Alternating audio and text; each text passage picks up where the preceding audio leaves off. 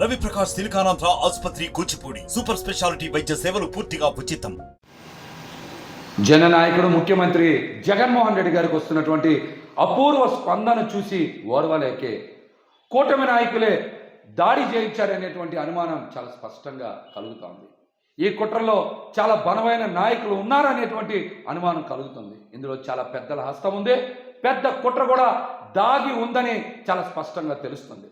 జగన్మోహన్ రెడ్డి గారి ప్రాణాలకి హాని ఉంది. తక్షణమే భద్రత పెంచాలి.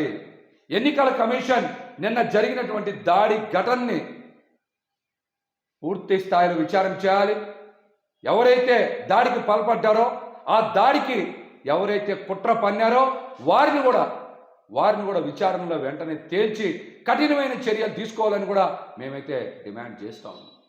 ఎన్నికల సంఘం కూడా, ఎన్నికల అబ్జర్వర్స్ కూడా తక్షణమే ఈ రిపోర్ట్ని కేంద్ర ప్రభుత్వానికి పంపించి ఈ ఘటనకి ఎవరైతే బాధ్యులు ఉన్నారో, ఈ ఘటనకి ఎవరైతే కుట్ర పన్నారో, ఎంత పెద్ద నేత అయినా సరే వారిని ఖచ్చితంగా శిక్షించాలని మేమైతే డిమాండ్ చేస్తాం. అదేవిధంగా మీరు చూశారు, కూటమి నాయకులందరూ కూడా మీటింగ్ పెట్టినా కూడా ప్రజల నుంచి స్పందన కరువైంది.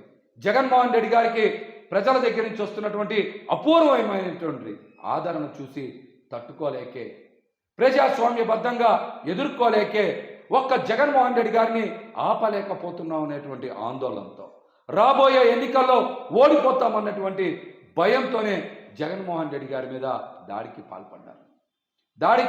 పాల్పడ్డారు. దీని మీద పూర్తి స్థాయి విచారణ చెయ్యాలి, భద్రత పెంచాలి. విజయవాడ నగరంలో అందరం కూడా చూశాం, పెద్ద ఎత్తున మహిళలు, యువత, ప్రజలు జగన్మోహన్ రెడ్డి గారిని చూసేందుకు బారులు తీరి కిలోమీటర్లు నుంచున్నారు. వారికి స్వాగతం పలికారు.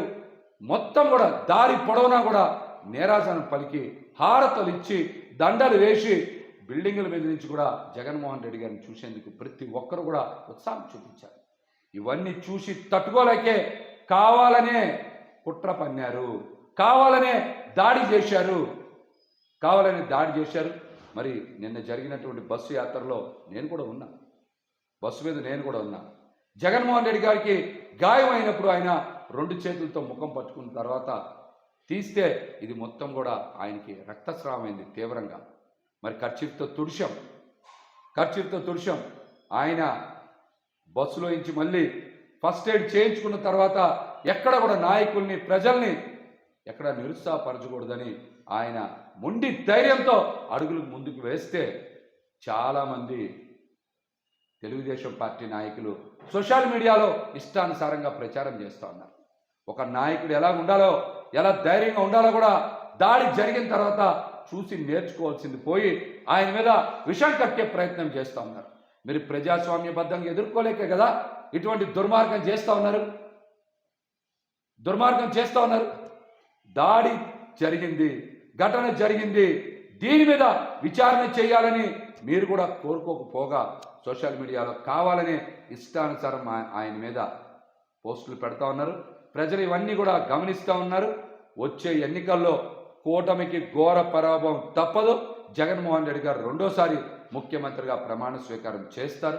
మరలా మేము ఒకటే డిమాండ్ చేస్తూ ఉన్నాం, కేంద్ర ఎన్నికల సంఘం అదేవిధంగా అధికారులు కూడా ఖచ్చితంగా ఈ ఘటన మీద వేగవంతమైనటువంటి దర్యాప్తు చేయడంతో పాటుగా ఈ ఘటనలో ఎవరైతే పాల్గొన్నారో వారితో పాటు వారి వెనకాతలో ఉండేటువంటి కుట్రదారులను కూడా వెంటనే గుర్తించి కఠినంగా శిక్షించాలని కూడా డిమాండ్ చేస్తాం.